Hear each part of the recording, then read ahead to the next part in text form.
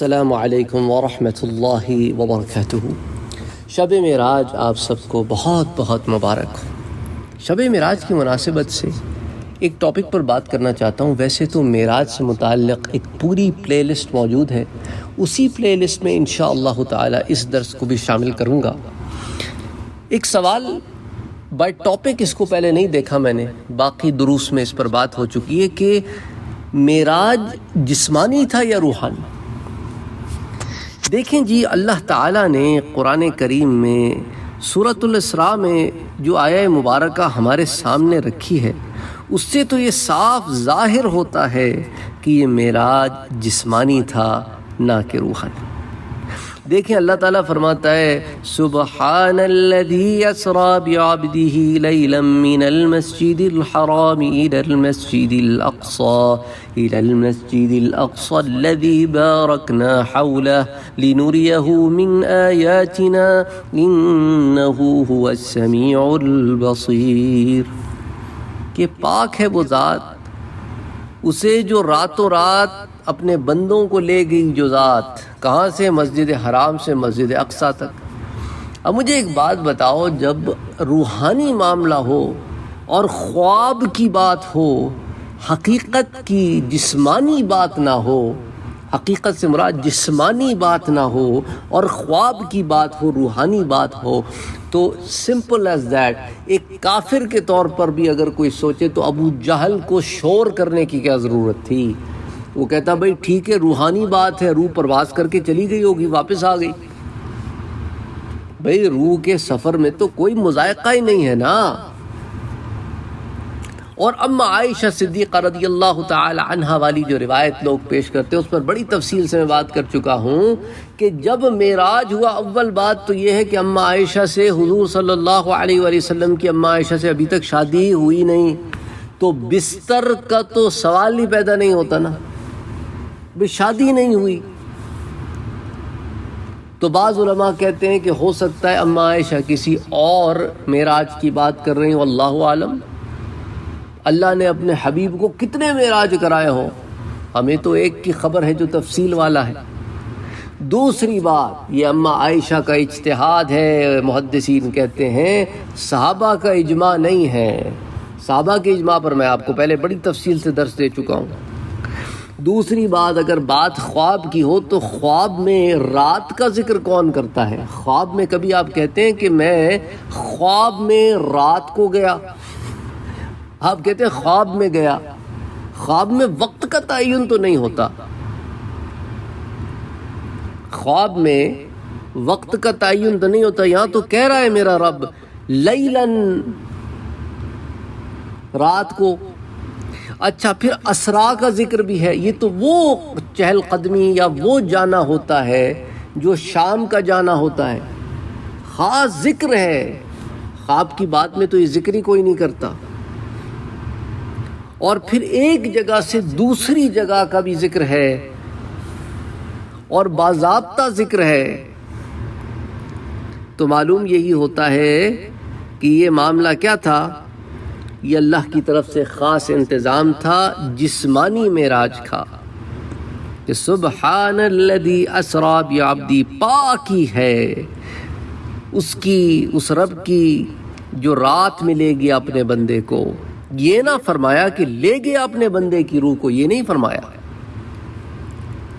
اور فتاوی رضویہ اٹھا کے دیکھ لیں، اس میں آپ کو یہی بات ملے گی۔ اعلیٰ حضرت نے بھی یہی کہا ہے کہ یہ نہ فرمایا کہ لے گیا اپنے بندے کی روح کو، بلکہ کہا اپنے بندے کو لے گیا۔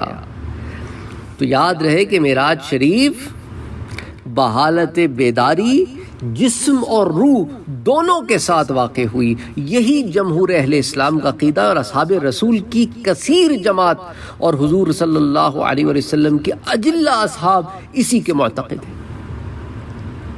اور پھر یہی رائے آپ کو خزائن العرفان میں بھی مل جائے گی، سورہ بنی اسرائیل جسے سورۃ الاسراء کہتے ہیں، اس کے اندر۔ اچھا، سورہ بنی اسرائیل میں ہی، سورۃ الاسراء میں ہی اللہ تعالیٰ ایک اور مقام پر فرماتا ہے وَمَا جَعَلْنَا الرُّؤْيَا الَّتِي أَرَيْنَاكَ إِلَّا فِتْنَةً لِلنَّاسِ، اور ہم نے نہ کیا وہ دکھاوا جو تمہیں دکھایا تھا مگر لوگوں کی آزمائش کو۔ جو آپ نے دیکھا میرے مدنی وہ لوگوں کے لیے آزمائش بن گئی کہ جو منکر تھے وہ انکار کر بیٹھے، جو مومن تھے ایمان لے آئے، ابو بکر و صدیق ہو گئے۔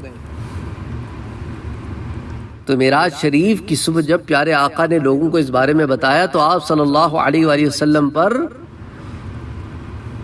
جن کو مسئلہ تھا ابو جہل اینڈ کمپنی، وہ تو اعتراض کر بیٹھے، اور جو پکے ایمان والے تھے وہ صدیق ہو گئے۔ اور تفسیر قرطبی میں ضمن میں ایک اور بات بھی آتی ہے کہ بعض لوگوں نے اس بارے میں جب آپ کی یہ بات ان کو پتہ چلی تو بعض ایمان والے مرتد ہو گئے۔ اس آیت میں ان لوگوں کو آزمائش ہوئی ان کی تو آزمائش میں پڑ گئے۔ تو تفسیر قرطبی میں سورۃ الاسراء میں یہ بات بھی آتی ہے ہمارے سامنے۔ تو اس آیت میں یہ بھی پتہ چلتا ہے کہ معراج شریف روح کو نہ ہوئی بلکہ جسم اور روح دونوں کو ہوئی، کیونکہ اگر حالت خواب میں فقط روح کو معراج ہوتی تو کسی کو کیا اعتراض تھا۔ اب آ جائیں سورۃ النجم میں، میرا رب کیا فرماتا ہے؟ وَالنَّجْمِ إِذَا هَوَىٰ، اس پیارے چمکتے تارے محمد مصطفیٰ کی قسم صلی اللہ علیہ وآلہ وسلم، مَا ضَلَّ صَاحِبُكُمْ وَمَا غَوَىٰ، جب یہ معراج سے اترے تمہارے صاحب نہ بہکے نہ بے راہ چلے۔ ان ہوا الا وحی وما ينطق عن الهوى، اور یہ جو اپنی مرضی سے اپنی خواہش سے کوئی بات نہیں کہنے، جو کہنے اپنے رب کے حکم سے کہنے۔ علمہ شدید ان ہوا الا وحی یوحا وما ينطق عن الهوى ان هو الا وحی یوحا، کہ وہ اپنی طرف سے کچھ نہیں کہتے، جو کہتے ہیں اپنے رب کے فرمان پر کہتے ہیں۔ علمہ شدید القوا، اللہ اکبر اللہ اکبر، انہیں سکھایا سخت قوتوں والے طاقتور نے۔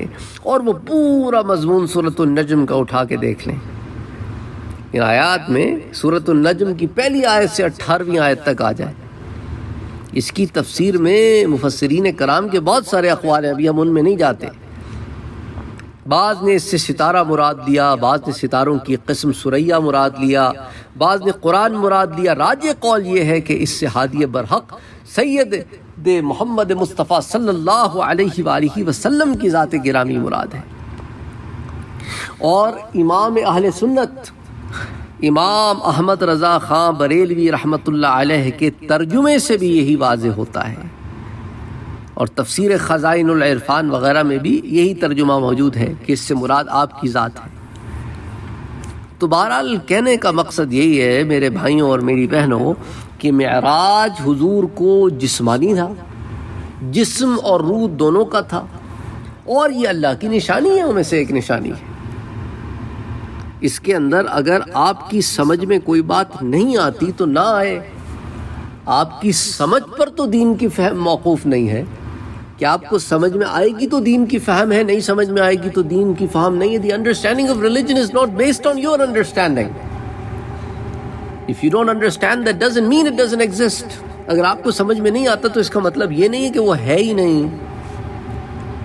ایک KG کے بچے کو اگر آپ نومن کلیچر دے دیں اٹھا کے کیمسٹری کا، وہ کہے گا مجھے سمجھ ہی کوئی نہیں آتا، وہی ABCD لکھا ہے، پر یہ کیا لائنیں وائنیں بنا کے رکھی ہیں، کہیں 2 لگا دیتے ہو، کہیں 3 لگا دیتے ہو، بھائی C کے بعد تو D آتا ہے، تم نے C کے بعد H لگا دیا ہے، یہ کیا کر رہے ہو؟ یہ O کے نیچے 2 کا کیا کام ہے؟ یہ H اکیلا ہے، اس کے ساتھ ایک اور H ہے، پھر یہ کیا ہے؟ یہ اس کو سمجھ میں نہیں آتا، تو اس کو سمجھ میں نہ آئے تو یہ مطلب تھوڑی ہے کہ ہے ہی نہیں۔ ہمارے ہاں آج کل مسئلہ یہ ہے کہ جس کو جو سمجھ میں نہیں آتا وہ کہتا ہے لوگوں سے کیا کہوں کہ سمجھ میں بات نہیں آتی، چلو انکار ہی کر دو، چلو انکار ہی کر دو، اس سے اپنی عزت بھی بندھی رہے گی اور واہ واہ بھی ہو جائے گی، اور لوگوں کو ایک نیا شوشہ بھی مل جائے گا، وہ ہمارے نام سے ویسی مروب ہیں۔ لوگ تو آج کل ویسی بھی گنتیوں کے پیچھے چل رہے ہیں نا، وہ کہتا ہے جی مجھے 2 ملین سبسکرائبر ہیں، کوئی کہتا ہے مجھے لاکھوں لوگ سنتے ہیں، کوئی کہتا ہے میں کروڑوں لوگوں کے دلوں کی دھڑکن ہوں، اسی میں خوش ہیں۔ تو اس لیے ان کو یہ بات کرتے ہوئے حیا آتی ہے کہ میں کیسے کہہ دوں کہ مجھے نہیں پتا، حالانکہ اس میں حیا کوئی نہیں۔ فرشتوں سے ہی سبق سیکھ لو۔ کیا کہا تھا فرشتوں نے حضرت آدم علیہ السلام کے معاملے میں؟ کہ باری تعالیٰ اتنا ہی علم ہے جتنا تو نے عطا کیا، اس سے زیادہ پلے میں ہے کچھ نہیں، بے شک تو ہی جاننے والا ہے، تو ہی حکمت والا ہے۔ اپنے اندر یہ وصف پیدا کرو، نہیں آتا تو بولو نہیں آتا، نہیں آتا تو یہ مطلب نہیں ہے کہ ہے ہی نہیں، اسی کے نتیجے سے ہم بھگت رہے ہیں جو آج بھگت رہے ہیں، کہ جنون کا نام خرد رکھ دیا اور خرد کا نام جنون۔ اللہ ہدایت دے، اور کیا کہہ سکتے ہیں۔ تو بہرحال السلام علیکم ورحمۃ اللہ وبرکاتہ۔ اور آپ کی سہولت کے لیے واٹس ایپ کا گروپ بھی بنا ہوا ہے اور ٹیلی گرام کا چینل بھی بنا ہوا ہے، دونوں کے لنکس ڈسکرپشن میں موجود ہیں۔ آپ کو ریمائنڈ کراتا چلوں کہ سید سعد قادری انگلش چینل ایک ہے، اور اسی طرح میں نے ابھی ریسنٹلی سید سعد قادری قرآن ریسیٹیشن کا چینل بھی لانچ کیا ہے، تو ان دونوں چینلز کو وزٹ کرنا، انہیں سبسکرائب کرنا، ان میں ویڈیوز دیکھنا نہ بھولیں۔ اگر آپ نے ابھی تک ہمارے چینل کو سبسکرائب نہیں کیا ہے تو سبسکرائب کا بٹن دبائیں، بیل کے آئیکن کو پریس کریں تاکہ آپ کو ریگولر نوٹیفیکیشن اپڈیٹس مل سکے اور آپ ہمیں ہمارے لائیو سیشنز میں بھی جوائن کر سکیں۔ ویڈیو پسند آنے کی صورت میں لائک، شیئر اور کمنٹ کرنا نہ بھولیں۔